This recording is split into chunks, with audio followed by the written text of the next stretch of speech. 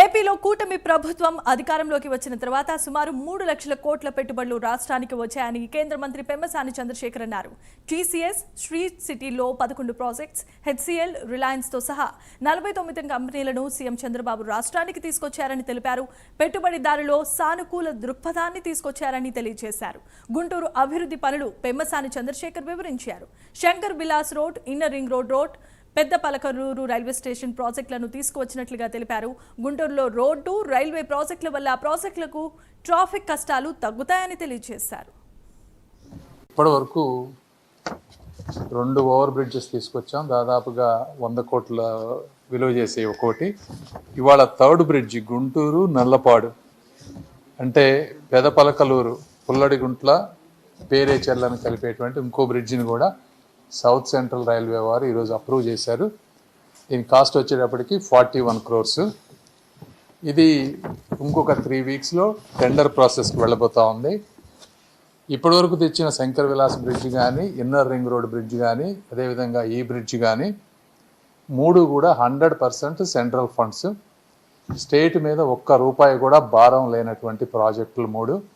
ఈ 3 గుంటూరు ప్రాంత ప్రజలు బయటకు వెళ్ళటానికి కానీ, క్యాపిటల్కి గుంటూరుకి రావాల్సిన వారందరికీ కూడా రైల్వే గేట్స్ మీద ఎక్కడ అబ్స్ట్రక్షన్ లేకుండా ట్రాఫిక్ సాఫీగా అయ్యే విధంగా ఈ 3 ప్రాజెక్ట్స్ తీసుకొచ్చాం.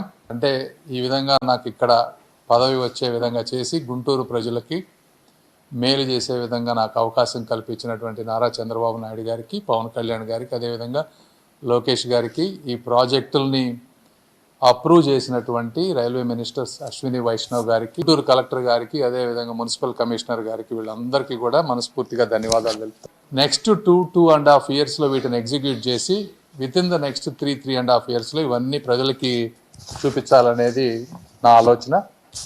ఆ రోజు చంద్రబాబు నాయుడు గారు, అదేవిధంగా నారా లోకేష్ గారు, మిగిలిన రాష్ట్ర మంత్రులు అందరూ కూడా దావోస్ వెళ్ళొచ్చారు. దీని మీద నేను అక్కడక్కడ సోషల్ మీడియాలో వేరే వాటిలో కూడా కామెంట్స్ చూస్తూ ఉన్నాను.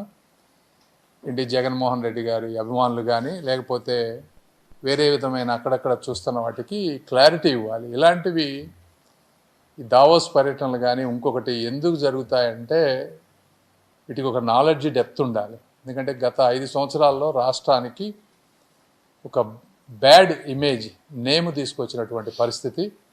దాని నుంచి ముందుకు వెళ్ళాలి అంటే ఒక బ్రాండ్ బిల్డ్ చేయాలి. ఒక బ్రాండ్ బిల్డ్ చేయాలంటే చంద్రబాబు గారు కష్టపడి ఒక 6 పాలసీస్, ఇండస్ట్రీ ఫ్రెండ్లీ ఉండే విధమైనటువంటి పాలసీలు తీసుకొచ్చారు.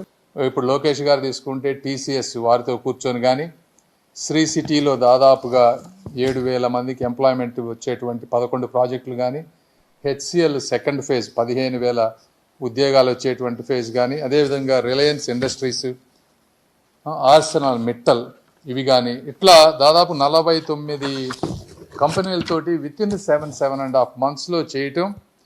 టూరిజంకి వచ్చేటప్పటికి 6 మేజర్ ప్రాజెక్ట్స్. ఇవన్నీ ఆ రోజున మొన్న ఎలక్షన్లో గెలిపించిన విధానం ఏంటంటే నిరుద్యోగ యువత కూటమి ప్రభుత్వం వస్తే వాళ్ళకి ఎంప్లాయ్మెంట్ వస్తుంది అనేటువంటి ఉద్దేశంతో మా కూటమి ప్రభుత్వాన్ని గెలిపించారు. దాని గురించి నిరంతరం కష్టపడుతూ ఉన్నారు. బీపీసీఎల్ తీసుకుంటే 85,000 కోట్లు, ఆర్సెనల్ మిట్టల్ది 1,40,000 కోట్లు, రిలయన్స్ది 65,000 కోట్లు, దాదాపుగా 3 నుంచి 4 లక్షల కోట్ల రూపాయలు కనిపిస్తూ ఉన్నాయి. ఎన్టీపీసీది వచ్చేటప్పటికి 1,87,000 కోట్లు. ఇవన్నీ దాదాపు మోర్ దాన్ 3 lakh crores ఉన్నాయి.